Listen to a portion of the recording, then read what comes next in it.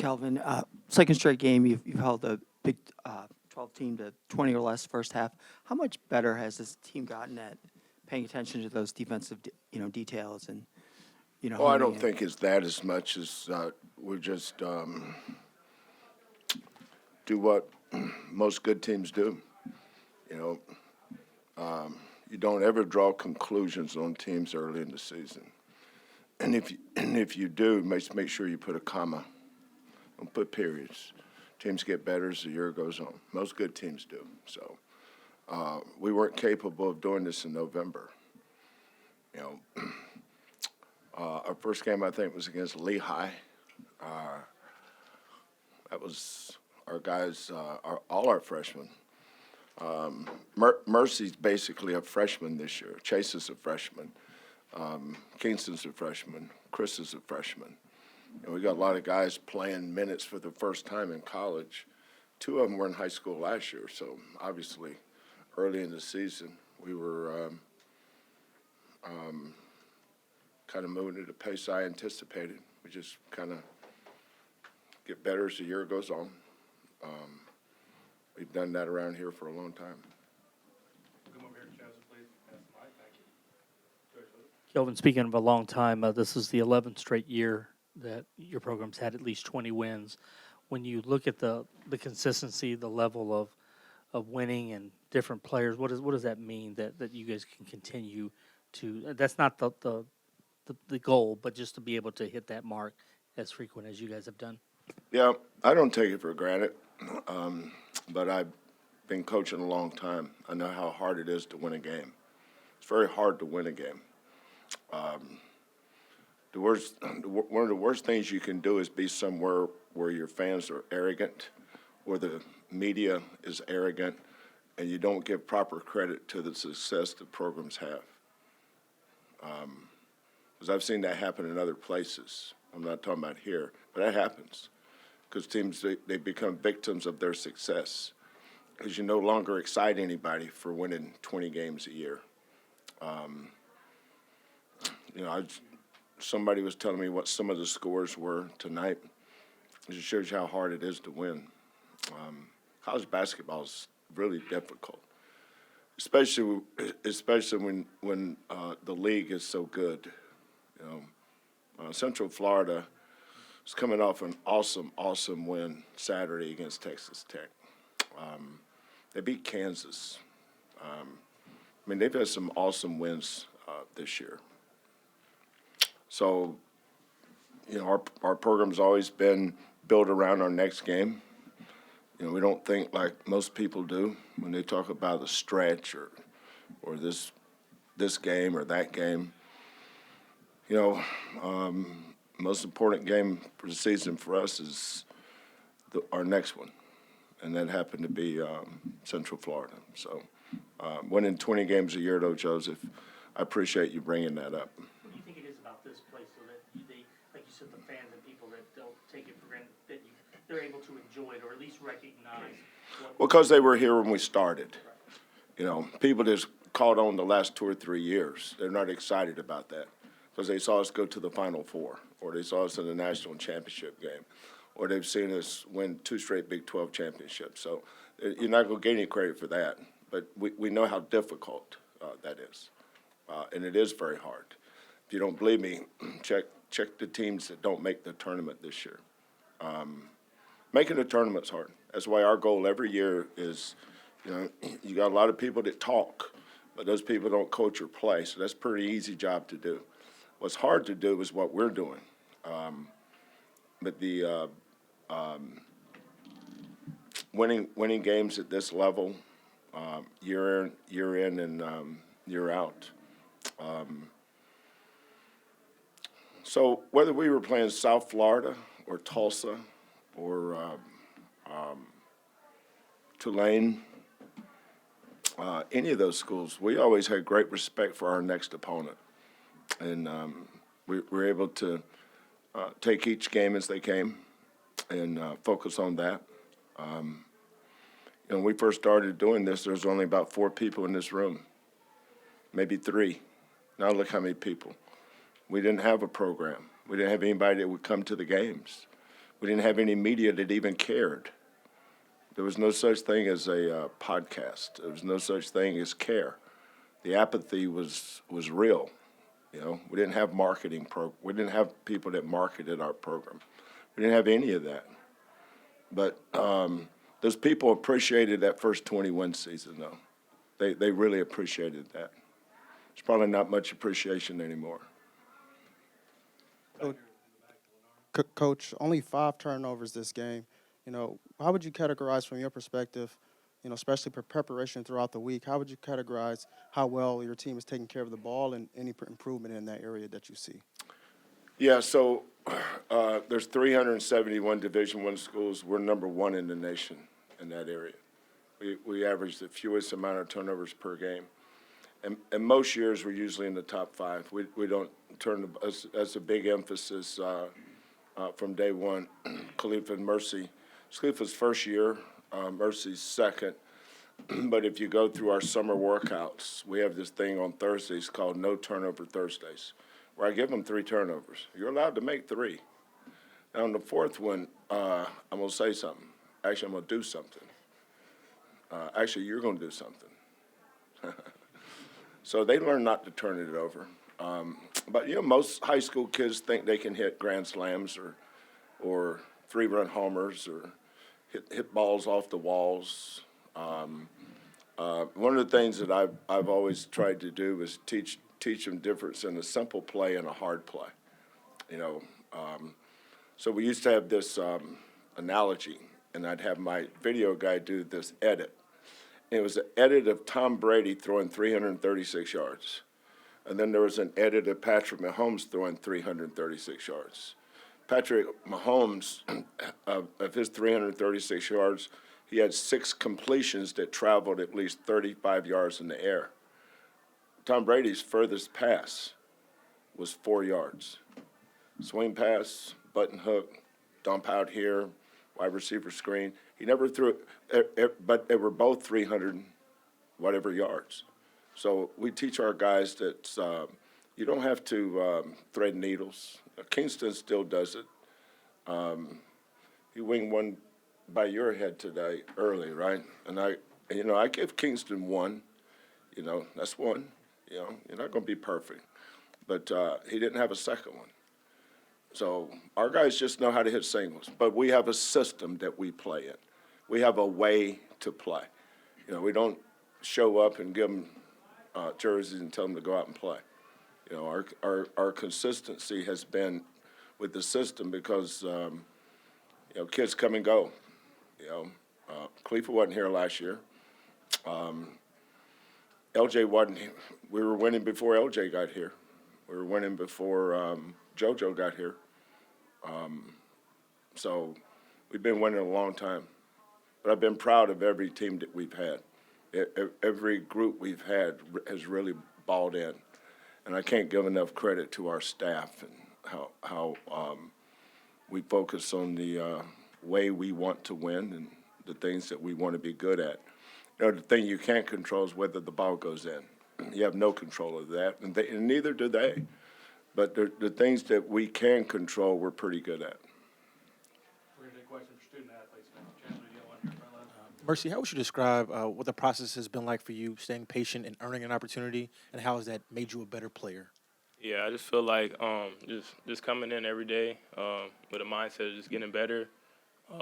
You know, I trust Coach and the coaching staff. They've been doing this for a long time. So just knowing that, you know, if it's not something that I may not like, I just got to just keep working, just keep stacking good days. Then, you know, eventually things, just hope for the best that things go my way. But, you know, just staying patient, just staying ready whenever my number's called, and just keep doing that. Go back right here. Ashton, go ahead, Ashton. Kalifa, you scored a season high 7 points tonight, and you also made several hustle plays. Can you describe your performance tonight and the overall effort on defense? I mean, everything that I do when I get on the court is when I get on the court for JoJo, I just be like, I gotta go hard. I gotta go hard for him because JoJo be going hard. He be doing stuff like nobody in America can do, you know. So every time I get in there, I be like, I gotta go hard, just like him, to help my teammates. Yeah, that's it. opportunity to answer, Chris? Anyone have any more questions for the players, please? We have time for a couple more questions with Coach. Anyone want to ask anybody of the players? Go ahead, Chris.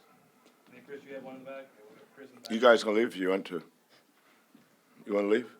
You don't have more questions for you? Good. All right. I mean, what time is it right now, Kalifa? 8:45. We got time. What y'all got? All right, Kalifa. Kelvin, Chris, some strong moves on the baseline that passed the Mercy on the roll. I mean, him showing other aspects of his game, how have you seen that sort of progress? I could answer your questions, Chris, with the same answer every time. It's February. He was no good at that stuff in November, nor should he have been. October, June to August, Kellen does an awesome job with their skill work. And Chris has really come a long way with his skill work. But you don't get better as a basketball player working on skill work. Your confidence comes from your work. Just like if you're a really confident person, no man or woman can ever take your confidence away. It doesn't matter what someone says or opinion they have. If you put in the work, you're fine. You're good. But all of our guys, we all start here. Everybody in America starts over. Like Johnny, I was talking. I didn't know. I mean, I just hadn't seen a lot of Central Florida until who was our last game against Cincinnati. I mean, I started watching them. I don't ever watch. I don't pay attention to what's ahead of us. I never have. So Saturday night, I took a peek. My video guys will put some games on my iPad. So I was looking at them, and I didn't know much about their players, but I had read about them. I just hadn't seen them, and I saw how good the Folks kid was. I knew Kugel because he'd been around for a while, but I didn't know who Stillwell was. And then I saw their Kansas game, I saw their Texas Tech game, and I realized that they were good. But Johnny lost every player from last year. He didn't have one kid back. He lost every kid, just like Baylor. Baylor didn't return a player from the previous year. One of the things that helps us is but we have a program. We have a great program here. Now, you'd understand it a lot better if you were here in 2014-15 when we started this. You'd have a much better appreciation for it if you were here. Like Chris knows what we inherited, and we know what we had to go through. Joseph, certainly. But building this program to the point where we have kids coming back every year really helps these freshmen. Emmanuel and Milos and JoJo. But all the kids were on the bench last year. Look at Mercy. I mean, most people thought Mercy, outside the program, you think what you want. You don't know unless you're inside the program. But I never thought Mercy would leave. But I'm around him every day, though, so I have an advantage. And I recruit him and I coach him. But it was a big deal that he came back. It was a big deal for Chase, that Chase came back. Ramon came back. Sid came back. Jacob came back. All our guys come back. And so that helps us. Now, we participate in the NIL just like everybody else. We know what our kids' market value is. I mean, trust me, they're not starving here. They're getting exactly what the market is for them. But, we have a very poor athletic department. We're poor. We're poor when I got here, and we're still poor. We probably have the lowest budget of anybody in Power 4, and, the way our recruiting is going, we have to stop at some point because we don't have enough money to keep bringing in really good players. And that's not easy for us to do. People ask about recruiting. Teams that have the best recruiting classes usually have the most money. That's the way it is today. Like we know, we signed Akena and Arafan early. A lot of these kids we have will come back, but who knows what else we'll sign. Depends on how much money we have. It's not about who do we want to sign, it's who can we afford to sign. And even though we've been doing this NIL thing, that it still feels funny for me to even say that. It's like a culture shock that's coming out of my mouth because for so many years it's illegal to do that. But it's legal now. That's why they call it NIL. Now it's legal. Last question, we'll go to Chris in the back, please. Coach, just share your thoughts on that this game is no secret shirt, your racism. Yeah, so one of the shirts that one of the causes that I'm deeply passionate about. Racism in our country is uncomfortable for a lot of people. It's really uncomfortable for racist people. That's who has the most discomfort. People that want to be part of the solution and want to keep it at the forefront. So they picked out 3 coaches to design a shoe. So this shoe was designed for me. And you can see all the things around it. And I'm gonna take this. I'm gonna take this pair of shoes I wore tonight, and I'm gonna auction them off and try to raise some money for a charity that we can use it to help somebody that needs it, a worthy cause. So in 1944, John McClendon was the head coach at North Carolina College for Negroes. That's what it was called. And back then, in '44, there was segregation. Black players and white players weren't allowed to compete against each other.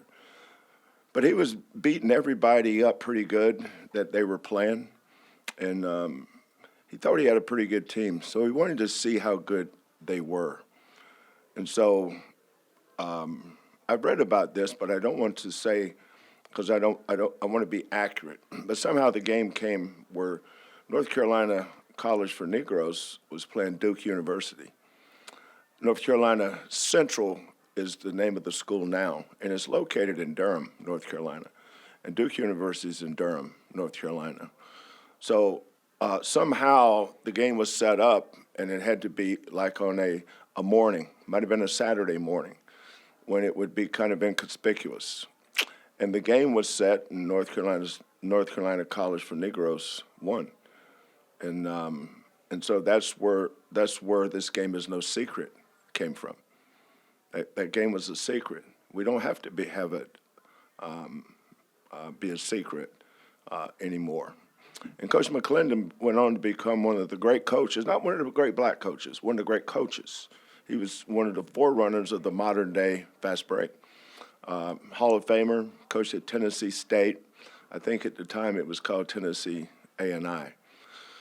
So when I was a young coach, I was born in 1955. So I'm 70 years old. And so I was a head coach in major college when I was 31. Not because I was some kind of good coach, or it was just a tough job. I mean, you hired guys like me at schools like Washington State, and we happened to do good, and I moved on. But in the summer, the shoe company back then was Converse All-Stars. And the first pair of shoe I ever got was a canvas pair, Converse All-Stars. They cost $15. I remember that. But the Converse would take all the coaches and their wives, and they would take us on a trip, a vacation, I guess. And I remember going to Vail, Colorado, and we stayed at a resort there and played golf and stuff, all that stuff. But I got to meet Coach McClendon. and Winston-Salem State is where Earl Monroe went. So all the good black players in the state of North Carolina, and most of the South, in the 50s and 60s, played at the Division II schools. They're smaller schools because of segregation. I mean, my dad's first year coaching basketball was 1953, and so the first year he ever coached against a white player was in 67. So that's just the way it was then. And so guys like John McClendon, they became our heroes because they would do things that we could relate to. But being able to put this shirt on that says racism, and being able to wear shoes like this to help promote racism in this country, not going to change everybody. But, you shouldn't be trying to change everybody. If you can just, like building a house, you build it a brick at a time, right? One at a time. We can get one person to realize that it's okay to treat everybody, regardless of skin color, like a human being, and respect them. Then that's been a good day. So. Can you tell us what the personal touches are that you put? Well, this is the Lumbee tribe in North Carolina. That's their logo. This is racism here on the toe. For the city, of course. Shout out to Houston. College Insider is on the back. This game is on the toe, or this part, whatever you call it. I know this is the tongue. I ain't sure what that is.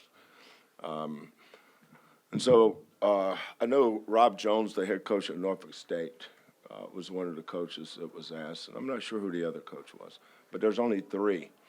And so they allowed us to design the shoe. Of course, if they're going to allow me to design a shoe, that means Lauren's going to do it.